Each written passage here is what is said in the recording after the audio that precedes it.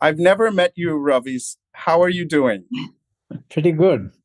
I've seen your photo though, because Joe shows a photo of both of you at some wedding, I guess, from a year ago to everyone. I do, yeah. I like that picture. And then Joe proceeds to say that how she had to force you to come to that wedding. I hope it wasn't one of my kids' weddings. Hi, Deval. Hi, Radhika. How are you doing today? Who is on the episode today? Joe and Ravi, two amazing, dynamic, wise social entrepreneurs and NGO leaders that we've had the benefit to know for about a decade. They run phenomenal organizations in Dehradun, focusing on children with special needs, as well as supporting communities across the region to protect the diversity that they've always protected for generations, but giving them the tools and the frameworks, enabling them to do that more effectively. So Ravi Chopra is the founder of the People Science Institute, and Joe is the founder of the Latika Roy Foundation. Exactly.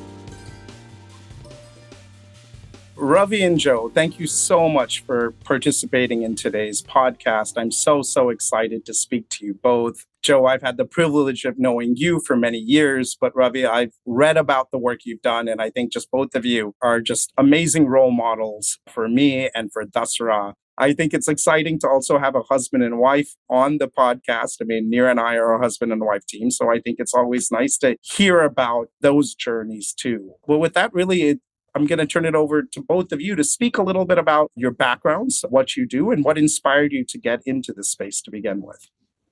Well, Deval, as you can tell from my looks, I am one of India's midnight children, born around the time of independence. And the 1950s were a time of great excitement, hope, and activity. And there were all kinds of dreams and plans of what this country was going to be like. We looked up to the leaders of the independence struggle. In 1962, I think, I attended a public lecture given by Rajmohan Gandhi, at that time a very young person. And he talked about the role of young people in building a new India. And that inspired me a lot. So I came home and I told my parents, I said, I'm not going to study beyond this. I'm going to go and do some nation building. And my parents, I think I got one slap for that. And I was told to go and pay attention to my studies. And after you finish your studies, you can think about nation building. And there were these two social scientists in the US, the Paddock brothers, who published a book called Triage. And one of their messages was that there's no point in giving food aid to India because by the mid 70s, people will be dying like flies on the streets of Indian cities. And India is a basket case. Let's forget about it. Growing up with all those dreams of the 1950s, this came as a big shock. And that was the time when some of us decided that forget about regular careers. I had been studying at IIT at that time, IIT Bombay, and we thought, let's do something for the country. So after that, even though I did go ahead and get a PhD in the subject of engineering, I knew that I was not going to have a regular professional career. But one thing led to another. I spent some time at the Center for Science and Environment, which Anil Agarwal had set up. And a few years later, I felt that I have to do something more practical than write articles. And that was the beginning of the People Science Institute. I retired from the institute in 2017, and currently my one big passion, a small organization called the Uttarakhand Insaniyat Manch, where we are trying to promote social harmony based on our constitutional values in our city. Thank you so much for sharing it. I still remember when I told my parents that I was going to move from the US to India. I also got a slap like you did. So I think we all have similar stories of that. At least as first generation immigrants in America, it was very clear the reason they left, one of the reasons they left India and to go to the US was for economic empowerment. And then sort of having their children questioning that economic empowerment and saying, I want to do something else is something that definitely hit them by surprise. Joe, what about your story? Yeah, well, I come from a family of Catholic activists in the United States, and my parents were very proud of me. Didn't get any slaps. They were very sad at the idea of my moving to India, and they were worried about my marrying a Hindu, but they did feel that this is how they had brought me up. And they themselves had been involved in social action. And my mother ran a house of hospitality, as they called it, where she and her sister took in homeless people and took care of them basically for years on end. And I grew up that way. My parents had always had other people living in our house, people who were down on their luck. Or remember, one of our favorite stories was when an elderly neighbor's house burned down and he was standing on the street, and when they put out the fire, the firefighters asked him, "So, Mr. Law, where should we take you?" And he said, "I don't know. I have nowhere to go." And some neighbor said, "Take him to the McGowans. They take everybody." And that really was the way my parents brought us up. And so I think for them, it was a disappointment because we loved each other a lot and they didn't want to see me move so far away, but they were happy about it. So I met Ravi in 1976, and I was on a walk it was a padayatra from Boston to Washington for disarmament and social justice. And Ravi was on a walk from Philadelphia to New York for democracy in India. And we literally collided in Trenton, New Jersey. And we just exchanged addresses. We told some stories to each other. I walked with his walk for a while and then went on with my walk. He went on with his. And 2 years later, I was at another demonstration in New York. I was arrested outside of the UN. And when I got out of the jail, there was a reporter from the New York Times, and he wanted to interview a woman. So he interviewed me. And Ravi saw that interview in the New York Times, and he reconnected with me. We fell in love through the post, and we met again in September of 1978, and we got married just a short while after that and came to India in 81. And Ravi knew exactly what he wanted to do. I had no idea what I wanted to do, and I had no idea how I was going to survive in this country. Everything was strange to me. It was so difficult. I was so young, so unsophisticated. I had never traveled outside of the US, didn't speak the language. I was really lost for a long time. And it wasn't until 1989 when by then we had moved to Dehradun. One of the things I told Ravi was that since he had chosen the country, I was going to choose the city. And it wasn't going to be Mumbai, which is where he grew up. So we ended up in Dehradun for a number of reasons. And by then we had adopted a little girl. We had 2 homemade kids, and we adopted Moi Moi. And as Moi Moi's development became clear to us that she had disabilities, I started thinking about starting something for her. And then I started the Latika Roy Foundation. In 1994, a school for Moi Moi was really all I had in mind at the beginning. And I meant it to be small. I didn't mean to do anything dramatic. I had no long-term plan. I had no scaling ideas, none of that. All I wanted was a school for my daughter. But one thing just led to another, because there were so few opportunities for disabled children. And as soon as we opened our doors, we started being besieged by families that were looking for something for their own kids.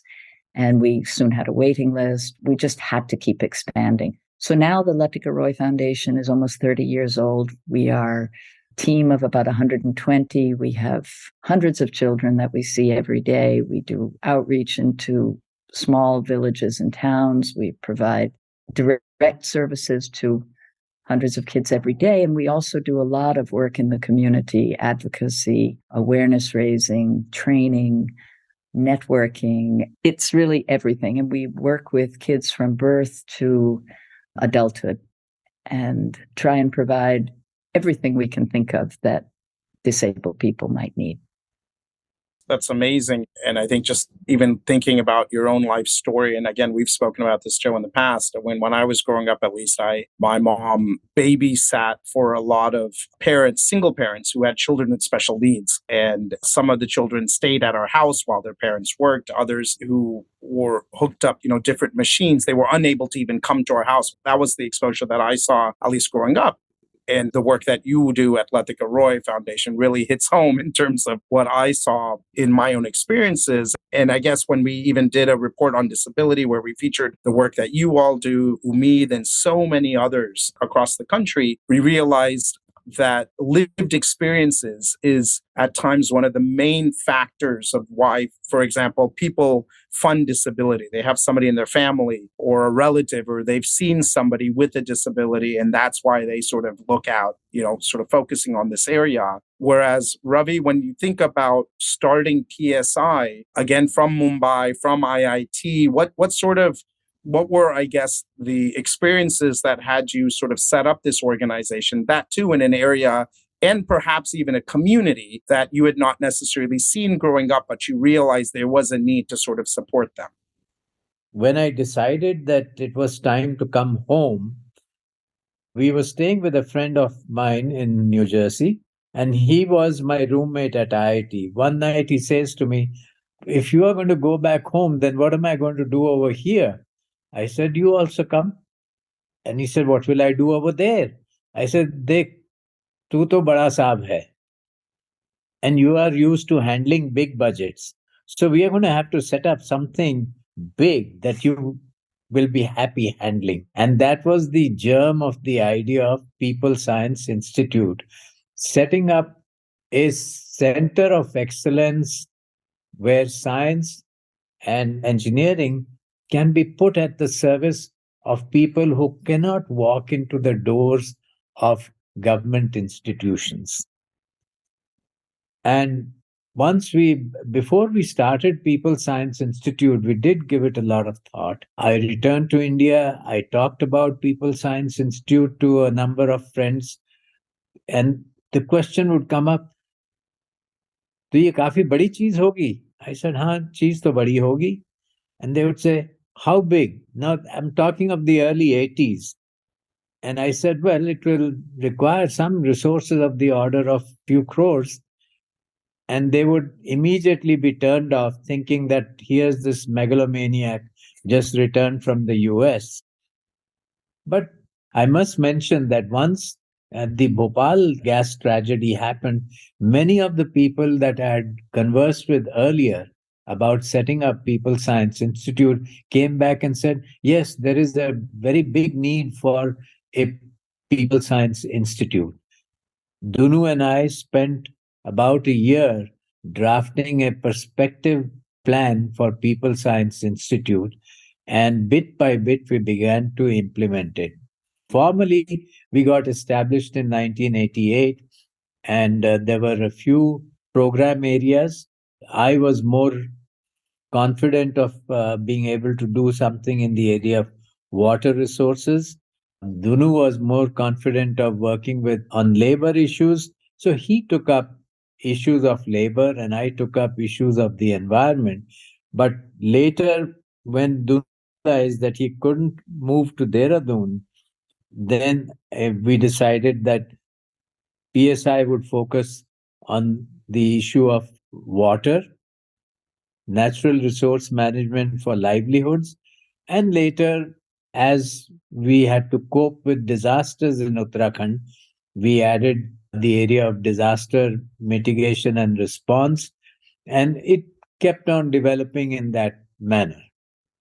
So today, the active areas of PSI are natural resources management for rural livelihoods, environmental quality monitoring, disaster mitigation and response, and river conservation. These are the areas where we have been active for almost more than 2 decades. And then as we look ahead, we are seeing that there is a very rapid urbanization that is taking place. So, urban issues are now entering our thinking. We are focusing on climate change issues, and hopefully, we'll get a sense of direction of what we are going to do in these areas in the next decade or so. It's interesting because at least now everyone is speaking about climate change and climate justice and what is required. In 1980s, I'm assuming the conversation was very different. And also maybe even now, again, for our listeners, if you could help them understand why and what role, I guess, does science play with the communities that you serve, as well as then how does science play a role in their development? Because many times, at least in the West, scientists and sort of development do not go hand in hand. I had a bunch of young kids straight out of college joining me as colleagues. And I said to them, I said, we're going to work in the area of water resources. And therefore, what we'll do is the biggest use for water in our country is for irrigation.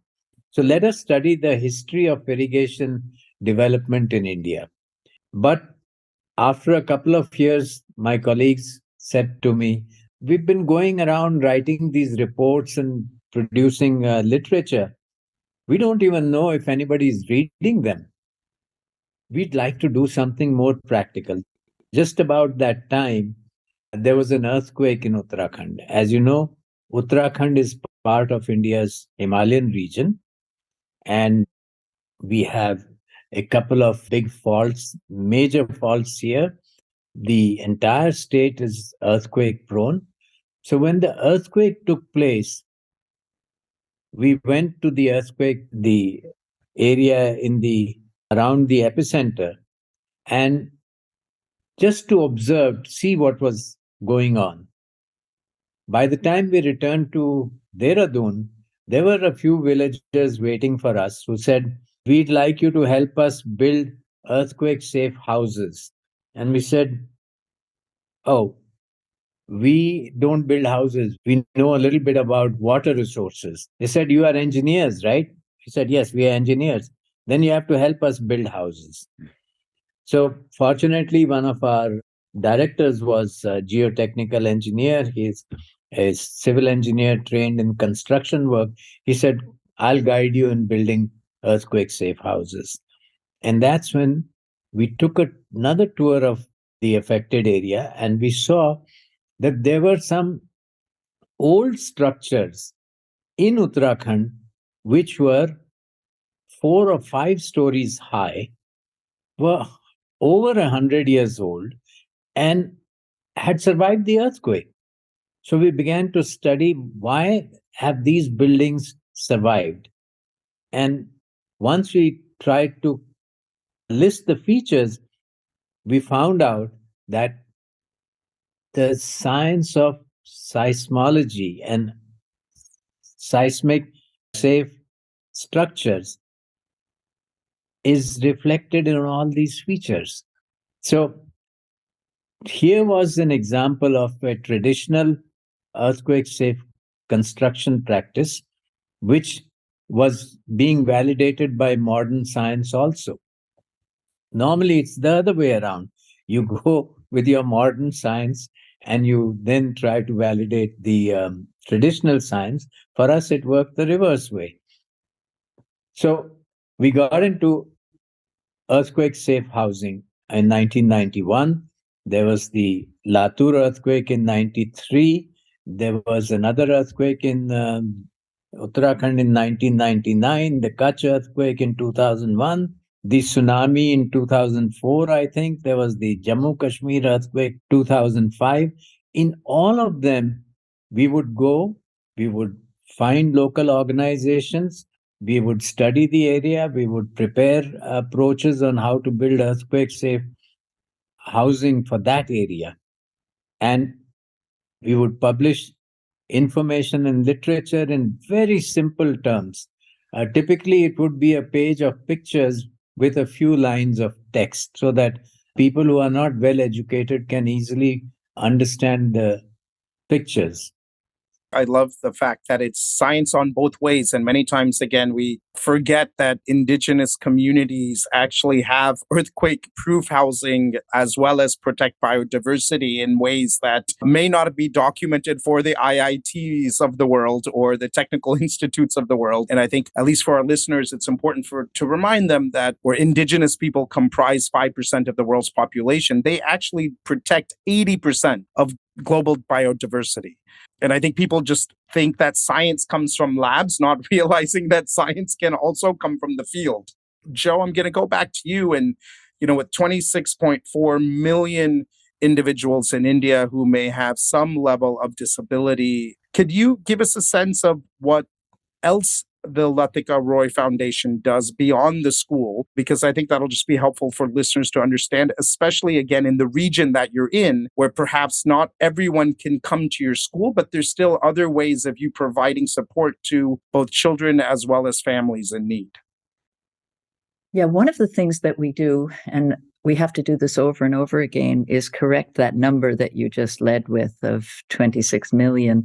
It's actually more like 250 million disabled people in the country. And the 26 million comes from the census, which has been saying the same thing for as long as the question has been asked, which is only the last two censuses. But the number is wrong. And there are a lot of reasons for that. And I think part of it comes from the lack of understanding that there's nothing to be ashamed about disability, that you don't have to hide it, that you're not a family that's done something wrong because you have a kid with a disability or somebody in your family has a disability. So the most important things that we do is talk about it and make it a matter of pride that, like anybody else, these people are here and they have great things to contribute, and they do contribute. And part of it is what they contribute in themselves, and part of it is what they bring out in other people. And I think that's true for everybody. But we tend not to see it with disabled people, and particularly disabled children, who are seen as a terrible burden on a family. If you acquire a disability late in life and, your family is suddenly forced to see all the potential that may no longer be realized because you've had an accident or you've had a terrible illness, then people see disability in a more holistic way. But when you're born with a disability, which are most of the children we work with, developmental disabilities come at birth, people see that as a tragedy. And we are trying to change that understanding through a better understanding of what disability is caused by, what things are preventable, what things are not preventable. So we do a lot of education. We work with schools, we work with community groups, we work with the government, and tell better stories about disability. One of the things that we've been doing for the last 26 years is putting out a calendar which portrays children with disability in a more beautiful light. Like, we show them laughing and having fun and dancing and playing and doing all the things that other children do. And the idea of disabled kids being cute and not just tragic victims is new for a lot of people. And they often look at the pictures and they'll say, well, where are the disabled kids? I thought you worked with disabled kids. And we have to point out that these are disabled kids. You just maybe don't recognize them, and that all disabilities are not visible. There are many disabilities that we all walk around with that are not recognized. And one of the things that we have been talking about for years, I think we first started saying this maybe 20, 25 years ago, was that when you plan for the most vulnerable, you make the world work better for everyone. And just a simple example, something as simple as ramps.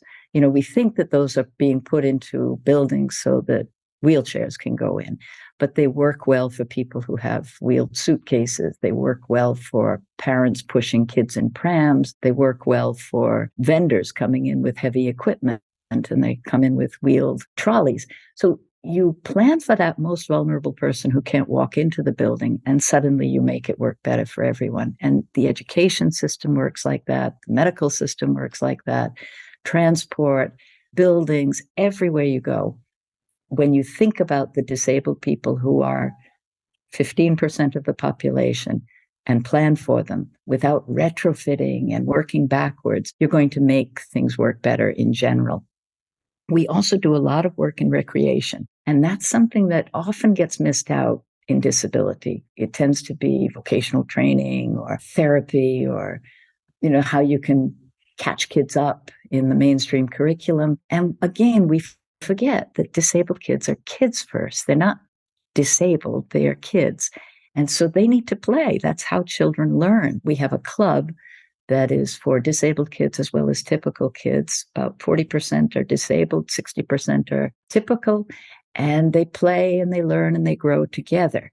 And not only does everybody have fun, but the children grow up learning to appreciate each other and learn to recognize that everybody has challenges. And it's not just the visible disabilities that we're talking about. There are kids who are anxious. There are kids who are extremely, maybe painfully shy. There are kids who are dealing with gender dysmorphia. There are kids who are dealing with things going on at home. Children who are seeing domestic violence are children who are facing challenges.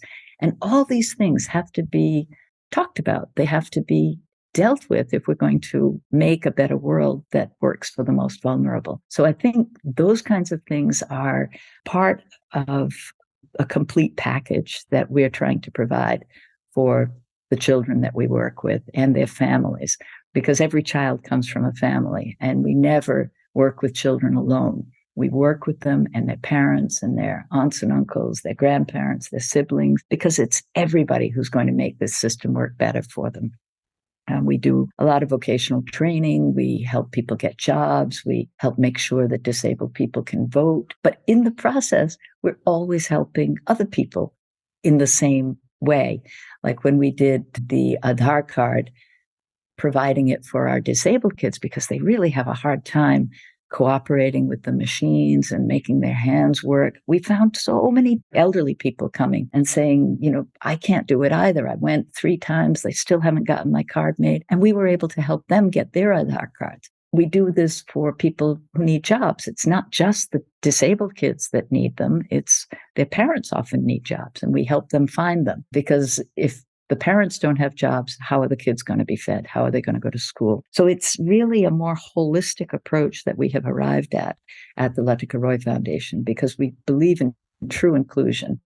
I appreciate you speaking about holistic care and looking at the problem from different lenses and perspectives.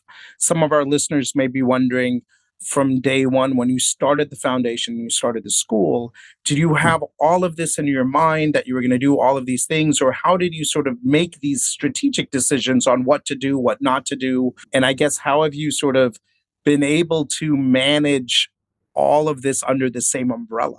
And has it been difficult and challenging? One of the things I admire the most about Ravi and the People Science Institute is how much they planned before they began. I did nothing like that. I muddled along. I had no idea what I was getting myself into. And we were so lucky that the right people just kept turning up at the right time to help us take the next step.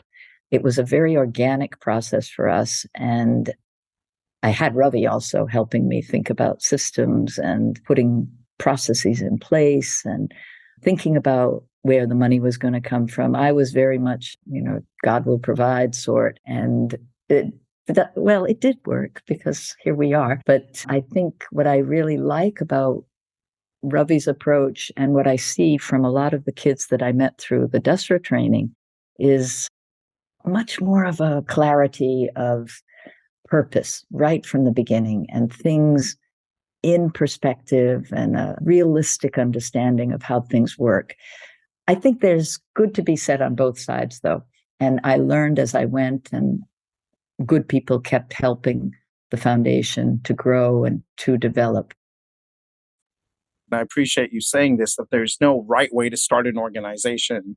And I think there are different sort of levels of strategic planning that may happen before or even during. I think the critical aspect, which I'm sure is the similarity between Latika Roy Foundation and People Science Institute, is the fact that there's consistent feedback mechanisms between the communities that you serve and that understanding of what's happening on the ground. And more importantly, I guess the humility of any leader to say what we thought was the answer may not be the answer.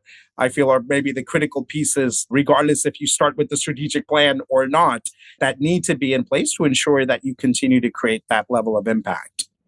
And Joe, I guess as you look forward now, especially as we talk about this topic, what are some of the sort of aspirations of Latika Roy Foundation, and what have individuals in your community, I guess, felt in the last few years? Because I mean, if Zoom was difficult for, for example, for my kids, just because they didn't have the interaction, they weren't in school, learning on a computer is extremely difficult versus being in person. If you can give us a sense of what this meant for the communities you served and how you were able to overcome it, as well as what are some of the setbacks that have been in place, just given everything that's occurred in the last few years. Yeah, I think what we found on the plus side was tremendous resourcefulness from the families when they had to work with their kids at home. And they were getting advice and support from our team, mainly through regular phone calls. Most of them didn't even have smartphones at the beginning of the pandemic. And so we were giving them ideas on regular phone calls, but they were amazing in the things that they came up with to provide the sort of exercises and activities at home that we had been doing with their kids at the centers. So we had parents using water drums as therapy balls and pillars on their verandas as standing frames, and children were helped to stand up in a standing position, which was important for their therapy. Those rolling on the ball that they did to keep their muscles supple and flexible, they were able to do it using that water drum. And the importance of regular interaction with the kids and giving them a chance to express themselves and waiting patiently while they formed their thoughts and expressed them. That was all wonderful to see. But what we also saw was a tremendous sense of isolation and families that were living in tiny accommodations and having a child with autism who has regular behavior meltdowns, and they needed those kids to get outside. They had to have some open air. They had to be able to run around to survive. And so we did see an increase in child abuse. We saw mothers who were just at their wits' end, who were getting beaten up by their husbands or their in-laws. So we saw a lot of tragedy, and we tried as much as we possibly could to support them with our mental health teams. And we learned a lot in the process of the importance of mental health support, so that now that's a fundamental feature of everything that we do, is looking at mental health and doing things before crises arise. We have a big team of counselors. We are doing a lot of community mental health training. We work closely with Umeed. We've sent so many of our people to Umeed in Mumbai for their training so that we can provide the kind of mental health support that our families need. And the mothers in particular really appreciate this, and they find a lot of community amongst themselves in the support groups that we've been able to set up, and the sibling support groups, the grandparent support groups. So we really try and put a lot of emphasis on that. Ravi, I'm going to come back to you now a little bit on, you've been in this sector for so long. I thought I was in the sector for a while, and it's been since 1999, for me at least, but for you, it's been much longer. What have been sort of some of the critical challenges that you see sort of have occurred, especially in the last few years with COVID? When we first got going in the late 60s, there wasn't much of a reception from the kind of social circle we came from. Okay. For them, it was good enough to be a member of the Lions Club or the Rotary Club and do something as a side activity in your life, not the main activity in your life. Getting started was a little bit difficult, especially because we tried to encourage other students like ourselves to get involved, and their parents, as you realized yourself, parents were the biggest opponents of the kids getting involved in anything that we were suggesting. But fortunately, the 70s was what I call the decade of innovation. It was a flowering of voluntary activity across the country. Up in the north, you had the emergence of the Chipko movement. You had Raligan Siddhi, Anna Hazare going back to his village. You had Ilaben quitting Majur Mahajan and starting Seva. They didn't have an office, they didn't have any structure behind them. They were just driven by their passion and they acted on it. So it throughout the 70s, it was a difficult time for voluntary activists making ends meet. And in the 80s, there was a recognition in the 80s that government can't do everything and individuals can't do much. So collectives of people and organizations can accomplish what an individual can't. And therefore, there was a lot of support and government programs which led to a mushrooming of voluntary activism. So much money started to flow into the sector from the government that people began to think of voluntary work as a career. So it became a career in development. And as you know now, there are courses being offered by universities for people learning about development and hopefully trying to practice it. There were also problems of very quick growth. And in many places, money came in large amounts. People didn't know how to handle it. And there was the constant push from the donors. You got to professionalize yourself. You got to professionalize yourself. There's an organization that I chaired for a while. And, they have a budget that at that time was in the tens of crores and is probably now in around 100 crores or so. Several of these organizations. And we got to wonder, when we started out, we always said, we are catalyst. We will show what is possible. And we hope the government will scale it up. But today, we are very often doing the work of government departments. The government departments, by and large, are dysfunctional and they rely on voluntary organizations to get their work done. This, however, they resented, and this resentment was more felt at the official personal level. Officers would often tell me, he says, तुम्हारा क्या है? तुम एक गांव में 10 गांव में काम करके दिखा दोगे, मुझे तो पूरा जिला संभालना है. That's what a DM said to me. He said, I don't have the luxury to try out experiments in a couple of villages, and if they succeed, go to the press and get a lot of publicity. He says, I have to implement a government program all across the district. And if I favor one part of the district over another, I have all the politicians baying for my blood. Okay? So there was an antagonism between the government and the NGOs. And once the UPA came into existence, while they did appreciate a lot of the good work that the NGOs were doing, they also began to tighten controls. Now, many small organizations in rural areas were dependent on these funds for survival. Now, many small NGOs have gone out of existence. These were the NGOs that were started by people who came out of the villages. They saw people like me coming to their village, they work, and they said, why don't I do this kind of work in my neighborhood? And many of them do not exist today. Okay. So that's been a big change. Then the whole dependence on the corporate social responsibility. This new rule that has come, that if a corporate gives you CSR funds, you have to spend it by March 31st. Along with the corporate social responsibility also comes the corporate culture. Okay.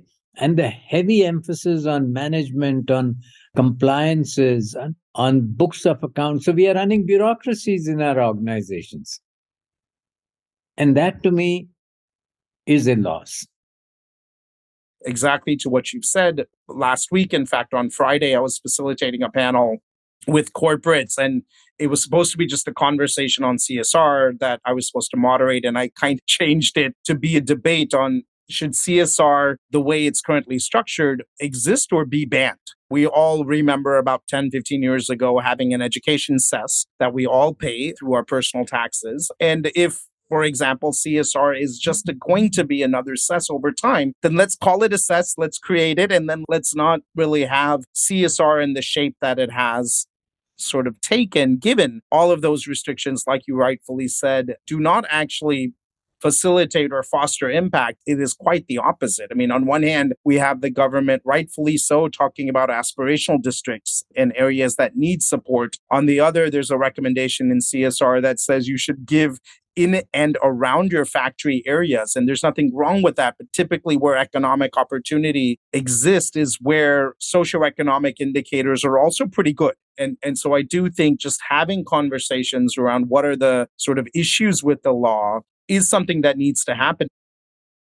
Joe, coming back to you, where do you see hope going forward in the work that you're doing? Like you said, even I, pulled off a website, 26 million, and that statistic itself is wrong. And it's more like 15% of the population. So given sort of where we're at, where do you see hope and what keeps you and your team going?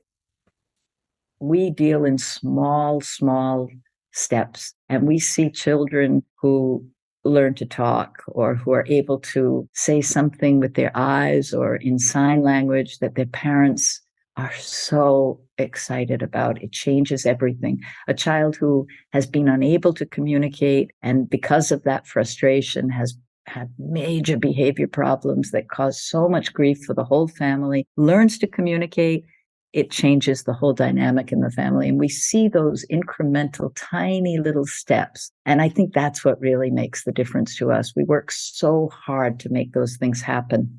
And so they're real celebrations when they do. And, they all add up. We see children who came to us at the early intervention level who seemed like they were never going to learn to walk or talk or feed themselves or take a bath themselves, and they're walking out of the vocational training center ready to get jobs. That's miraculous for us. And I think the team just lives for that kind of change. No, thank you, Joe. First of all, I think you're much nicer than me and Ravi. So I think that's a given. That's true. There's never a doubt about that, David. I guess just one thing, at least in my view, Joe, when you were saying you take small steps, I think what you do is large steps. Every day, these are amazingly large steps. And just for the listeners to just close their eyes for a second and think about their loved ones. And if somebody doesn't have the ability to speak, and then through your phenomenal work that you do at Latika Roy Foundation, enabling that to happen, I cannot think of a larger leap than that. And so I just wanted to say that's what gives us, I guess, the joy and keeps us going is your great work. And then, Ravi, I guess, what gives you hope as we look forward? Because you've seen lots of different things that have occurred both in the country as well as globally. Where do you see sort of the sector in development and communities, I guess, going as we look to the future? In trusting the people. I'll give you a very recent example that we've had some very rabid speakers incite violence in the state. There's been a response of fear and silence all around.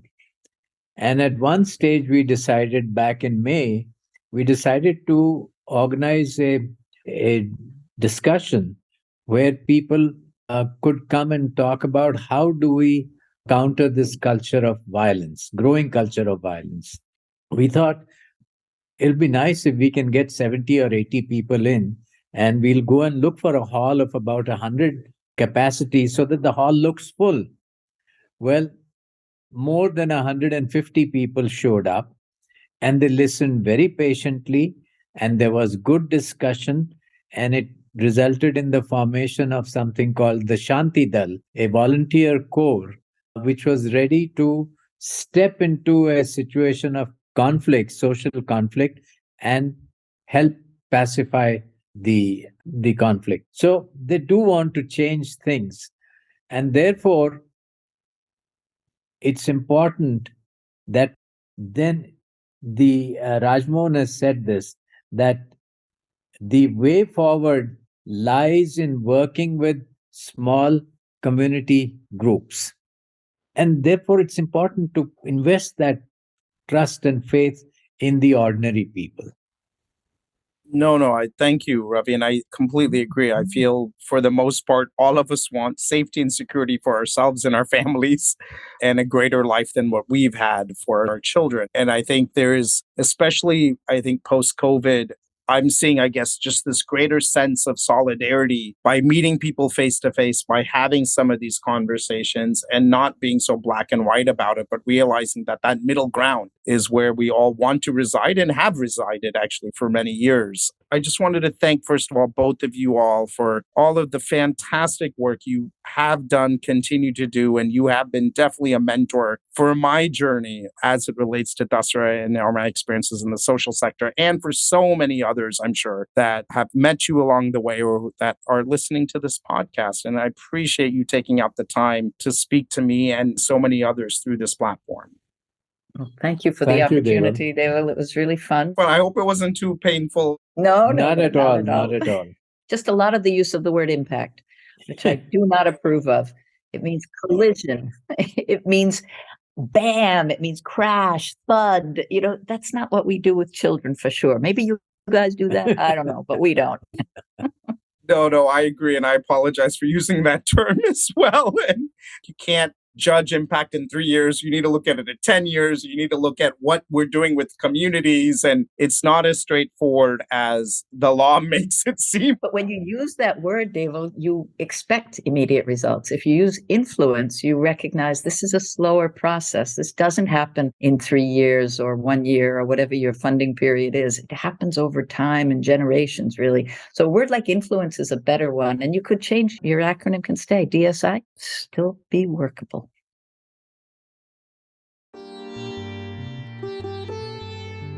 No, I appreciate that. Thank you. See, I learned I will use influence going forward. Number one. Anytime.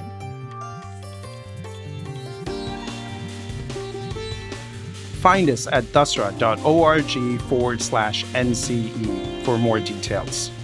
Subscribe to No Cost Extension on your favorite podcast platform.